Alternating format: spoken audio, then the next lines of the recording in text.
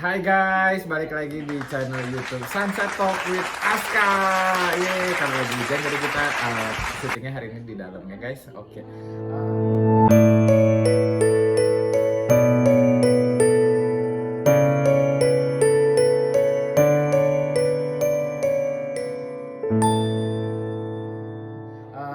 Hari ini gue kedatangan lagi narasumber baru lagi. Mungkin bisa langsung memperkenalkan diri aja daripada berlama-lama sedikit. Boleh perkenalkan mungkin nama sama Hai, profesi mungkin. profesi saya. Hai, nama saya Tia. Nama saya Tia, saya berprofesi sebagai perawat. Oke, jadi hari ini kita kedatangan Kak Tia ya, Tia sebagai seorang perawat. Ada sedikit fakta menarik, jadi sebenarnya Tia ini baru pulang, enggak? Udah 2 tahunan. Udah lah. 2 tahunan ya, udah post kerja dari Jepang. Nah, keren banget kan, udah perawat terus sempat kerja di Jepang. Nah, mungkin kita hari ini mau cerita ngulik-ngulik sedikit tentang pengalaman Tia selama kerja di Jepang. Oke, akan dianggap nggak jangan-jangan ini hoax atau apa kalau misalnya Tia nggak memperkenalkan diri dalam bahasa Jepang nih, harus kelihatan kalau ternyata beneran bisa nih Uso gitu. shinai, uso shinai. Nah, gitu. Jadi- Honto no hanasu. Oke, coba mungkin boleh introduction dulu pakai Jiko Shokai aja. Jika suka. Pak, watashi wa Tia desu. 2年前が日本に働いた。 Oke, buat Sering kalian, kita sih. buat kalian yang nggak ngerti, buka Google Translate, jangan ngarepin gue editing ya. Oke. Nggak ada di sini dong. Nggak ada. Oke. Belum selevel itu, nanti kalau subscribernya udah sering.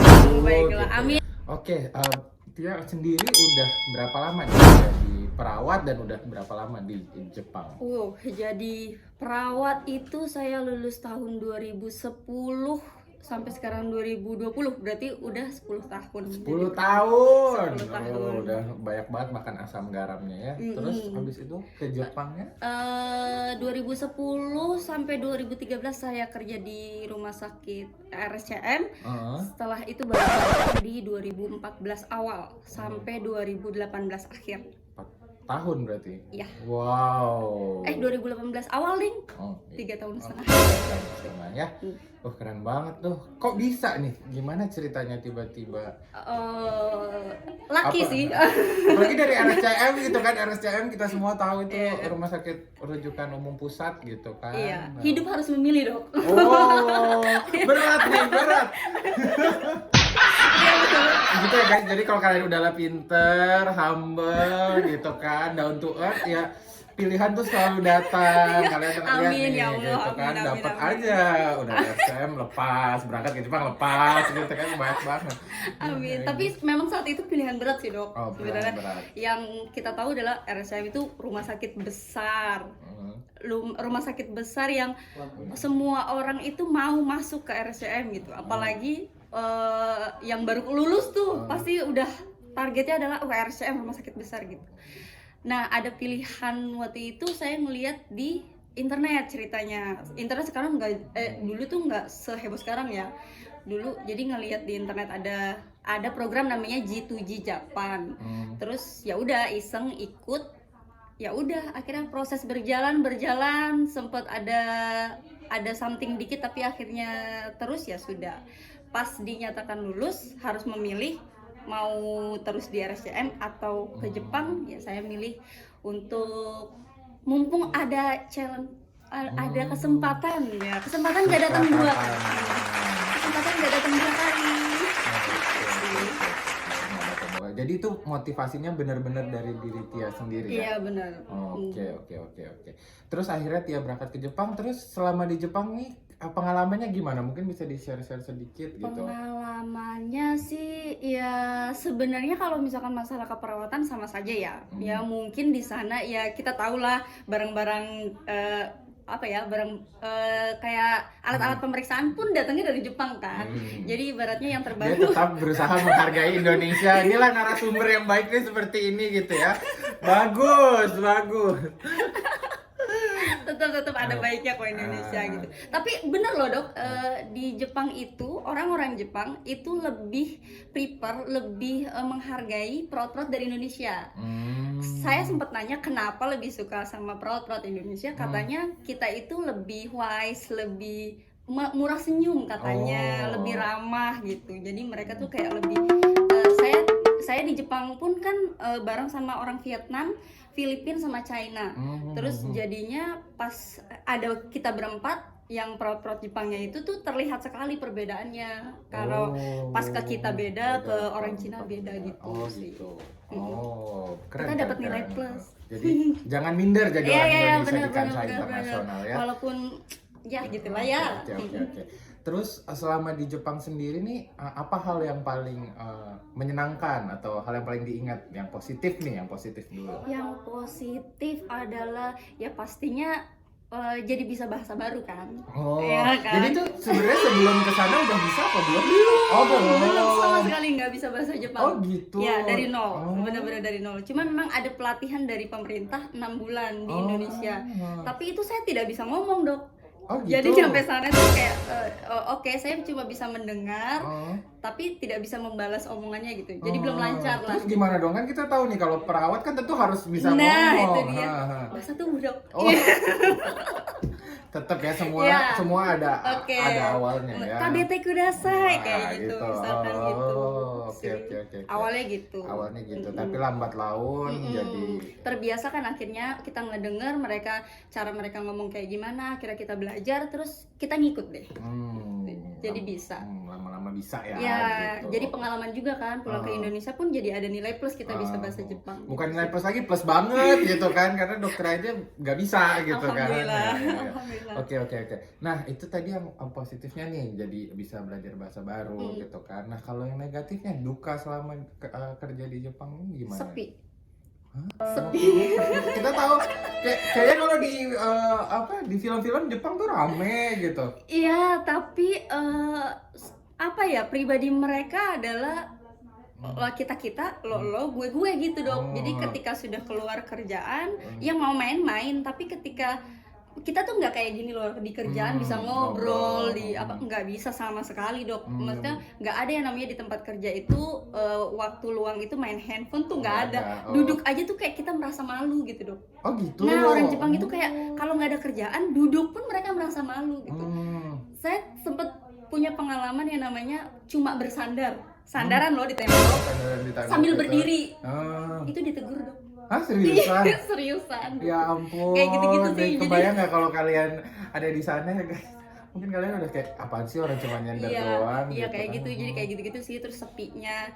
Terus jauh dari keluarga kan pastinya kan. Jadi susah ketemu keluarga. Ya juga. betul. Apalagi kita yang ada di kota yang biasanya rame. Apalagi saya yang notabene keluarganya rame.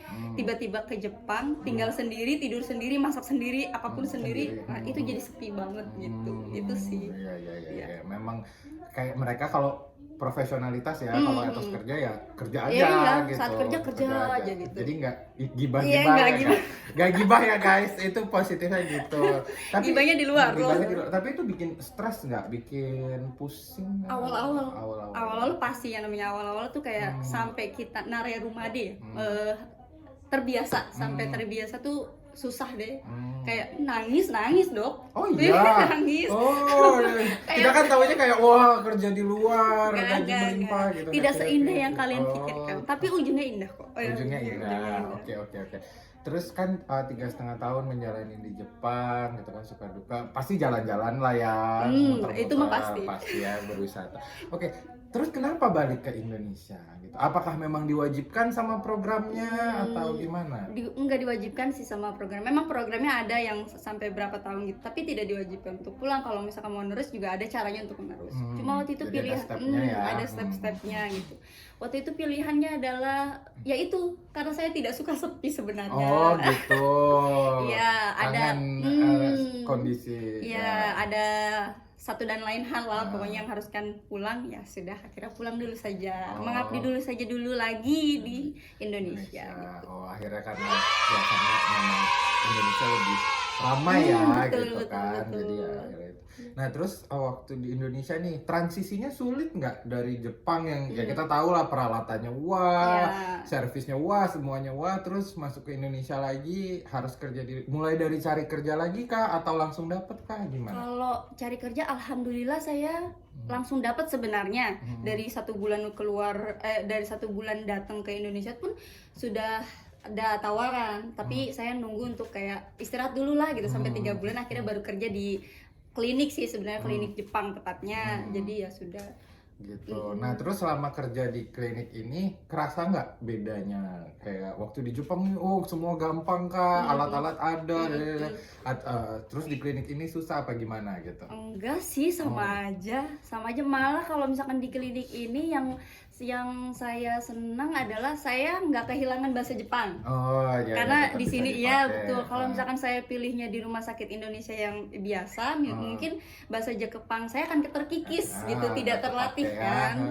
Jadi akhirnya ada nilai plus lah pasti, plus minus sih dimanapun. Plus ya selalu ada ya dua Selalu sisi ada, mata selalu, uang. selalu Oke. ada. Terus menyesal nggak akhirnya sekarang balik ke Indonesia? Enggak sih. Udah Insya Allah. tercapai ya tujuan Sudah, merasakan sudah. keramaian Indonesia ini. Tapi itu sih manusia ketika ada di Indonesia rindu Jepang, ketika iya. ada di Jepang ya rindu Indonesia gitu. Tapi kalau boleh milih sebenarnya lebih enak mana sih kerja di Indonesia apa kerja di Jepang? Kalau boleh milih itu pilihannya buat saya adalah 50-50. Tapi karena keluarga ada di sini mungkin pilihannya di sini semua. Oh karena ya keluarga Iya, yang utama iya, ya iya, gitu kan. Ya, kalau cari uang di sana tetap. Baru mau nanya kan kalau dari segi pendapatan mana gitu ya kan. Mulut, Ya, ini tapi mulut. ternyata memang narsumnya memang sudah sangat jujur ya guys.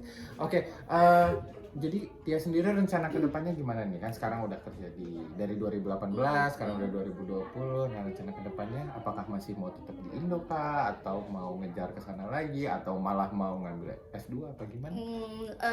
Kalau saya sih tipe orang yang ngambil kesempatan yang ada sih sebenarnya. Kalau ketika kesempatan yang ada itu adalah misalkan kuliah, saya akan ngambil kuliah. Tapi kalau kesempatan yang datang adalah balik lagi ke Jepang, itu akan balik lagi kayaknya ya gitu. Jadi tergantung pilihan yang akan datang sih. Sudah ada memang. Oh sudah ada. Sudah. Oh kita tunggu ya. Kita tunggu tanggal mainnya berarti ya. Berarti Pilihannya pilihannya sudah sudah ada. ada. Oke. Agak sedikit ke sisi personal. Oke. Kan udah sempat merasakan hidup di sana dan hidup di sini gitu. Karena kalau untuk pasangan hidup lebih berminat mencari yang orang Indonesia kah, orang Jepang kah, atau orang mana nih? Aduh, kalau orang Jepang enggak deh, ya ampun. Enggak. Karena saya nggak bisa jadi imam. Oh. Saya mau diimami. Oh iya. Jadi nggak mau kalau yang convert Iya, gitu ya. Jadi kebetulan sekarang belum ada ya. Iya. Nah jadi guys buat kalian viewers yang berminat nanti ada Instagramnya di sini. bawah ya di description ya. Oke.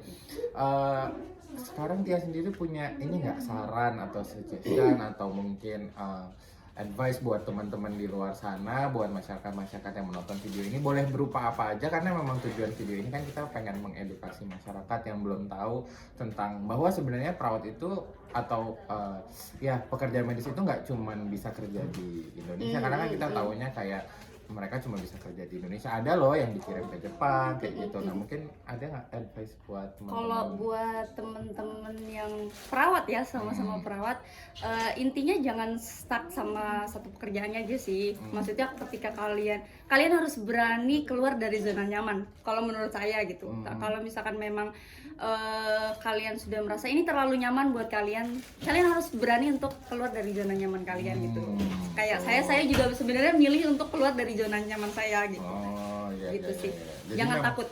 Memang gak nyaman banget waktu itu awal-awal ke Iya, Jepangnya awalnya kayaknya nggak ya. nyaman banget. Oke. Nggak nyaman Nah banget. kalau untuk pemerintah sendiri nih, kan ini program kalau nggak salah dari pemerintah pemerintah, ya ya, benar. gitu. Nah ada nggak pesan-pesan, mungkin masukan buat program ini atau mungkin ucapan terima kasih buat pemerintah? Iya, kalau sangat terima kasih sekali dengan program G2G Japan ini tuh, kayak saya, teman-teman yang lain lah, banyak teman-teman yang punya pengalaman baru, akhirnya punya tujuan hidup baru, ibaratnya nggak cuma kerja di Indonesia, dia perawat-perawat itu kayak bisa mengembangkan bakatnya di internasional ibaratnya gitu. Jadi terima kasih untuk pemerintah yang ngadain program ini, terus kedepannya mungkin lebih baik lagi untuk pelatihannya ya, untuk pelatihannya, biar teman-teman juga lebih enak lagi nyampe sana tuh nggak buta akan bahasa Jepang. Tapi sudah bagus sih menurut saya. Sudah bagus. Sebenarnya persiapannya sendiri ribet nggak sih? Syarat-syarat yang harus disiapin lah atau itu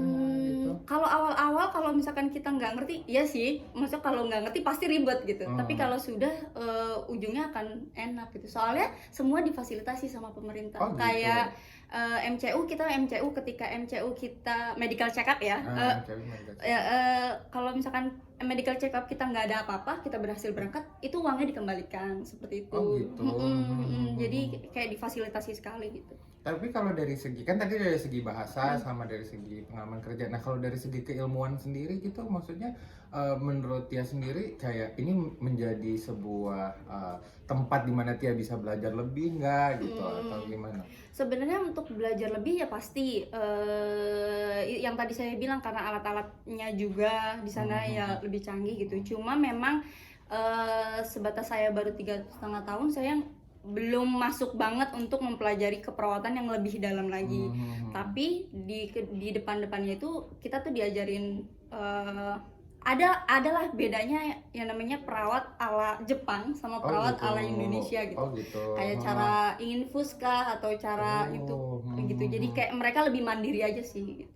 Kayak nginfus, kalau misalkan saya ngalamin di RSCM, kadang ketika kita bisa bareng berdua, kita nginfus berdua gitu.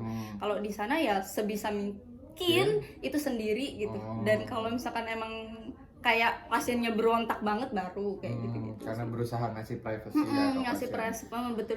Menarik juga nih, karena kita dari tadi kan bahas Tia sebagai perawat, kita belum bahas pasiennya. Nah, ini kita buka sedikit soal pasiennya. Nah, kalau apa bedanya pasien Indonesia sama pasien Jepang? Pasien Indonesia, yang paling beda adalah kebanyakan adalah lansia.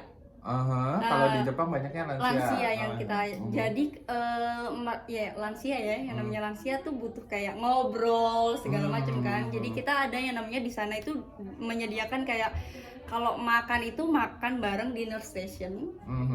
Itu biar kayak mereka itu harus memberdayakan pasiennya gitu. Jadi sebisa mungkin pasiennya makan sendiri. Walaupun dia kayak misalkan mahi kayak gitu, dia tuh sebisa mungkin dia makan. Mau berantakan pun tidak apa-apa, dikasih apron gitu. Jadi kayak berusaha memandirikan pasiennya. Iya. Dan pasiennya nggak protes, pasiennya nggak komplain. Enggak. Justru malah pasien-pasien di sana unik. Ketika mereka dibantu, mereka malah jadi kayak minder. Gitu. Jadi kayak enggak saya bisa sendiri kayak malah gitu. Kayak menyerang ya, ofensif ya. Gitu. Jadi kayak enggak mau gitu. Jadi kita cuma ngeliatin, kalau misalkan memang bahaya, misalkan kayak pengen jatuh atau apa, baru kita mendekat gitu. Gitu aja. Sebisa mungkin meminimalisir intervensi gitu. ya. Oke. Wah, menarik banget. Nah, mungkin apa ya? Ini topiknya menarik banget dan bisa nggak selesai-selesai kalau kita bahas karena banyak banget. Mungkin sebagai penutup mungkin Tia boleh bilang sesuatu dalam bahasa Jepang nih. Mungkin buat sesama teman-teman fellow yang udah ngambil program ini juga, atau buat orang Jepang di luar sana, terserah deh pokoknya. Ini waktunya Tia buat show off kemampuan bahasa Jepangnya.